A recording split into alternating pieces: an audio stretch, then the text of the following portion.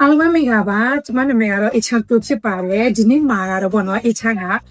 မာမာစကားနဲ့ပြီးတော့ HR တို့ရဲ့ဒီဗမာစကားလေးကိုပေါ့နော်စကလုံးလေးကိုနှိုင်းရှင်းပြီးတော့ပြောဖို့အတွက် HR ကဒီဒုတိယဗီဒီယိုကိုလုပ်မယ်ဖြစ်ပါတယ်ပေါ့နော်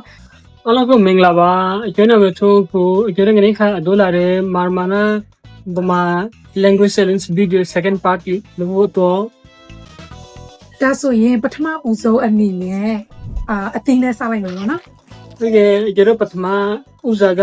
စာစစ်plan နဲ့ချလာမယ်နော် โอเคဒါဆိုရင်တရက်တီ တရာဖေး နနတ်တီ နန္ဒရာဖေး ပြီးတော့ဖယေတီ ဖရေဖေး တပ်ပါတီ ငပရိုဖေး တေဘောတီ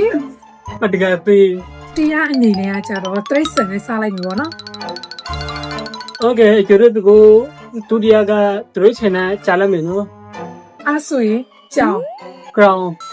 စင် ချမ်း မြောက် မြောက် ကြာ ကြာ ကျက် ground โอเคဒါဆိုရင်အချမ်းတို့ကနောက်ဆုံးအနေနဲ့ပြောချင်တာပြောတာနဲ့စားလိုက်ပြီပေါ့နော် โอเคရလာဖို့ကျတော့ဒီကို project ကိုတော်လာမယ် โอเคဒါဆိုရင်ရီစာ မေရှာ အမေ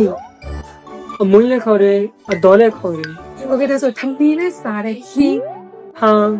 โอเคပြီးဝတ်သား ဝါဖာ โอเคပြီးတော့ဈေးဆိုင်ပေါ့နော်ဆိုင် ချွိုင်း โอเคရေ ရီ အချက်တစ်ခုပြောပြစရာရှိရပြီလား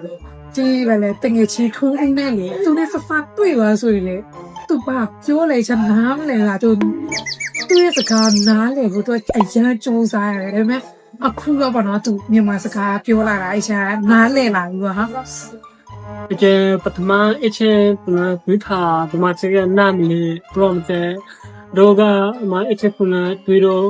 ပေါ်နေနေပါပါနားလေလူနေနေပါပါပေါ်နေတဲ့တဲ့ အခုတော့ဟာပါရီပါဒီပျော်ဆက်နေပါတော့ဒီလား အော်ဒီကျော်ပေါ်တဲ့ အဲ့ဒါဆိုတော့ဒီနေ့ကတော့ဒီလောက်ပါပဲပေါ့နော်အကယ်အေချန်တို့ပြောတာမှားတာလေးတွေရှိတယ်ဆိုရင် comment မှာရေးပေးလို့ရပါတယ်ရှင့် โอเคကျွန်တော်ငင်းကောင်းကတော့ပြန်ဒီကလို process မှာမှားတဲ့ပေါ်လို့ဆိုရင် comment လုပ်တော့ပါကျေးဇူးတင်ပါတယ်အားလုံးကို bye bye ကျေးဇူးတင်ပါတယ် bye bye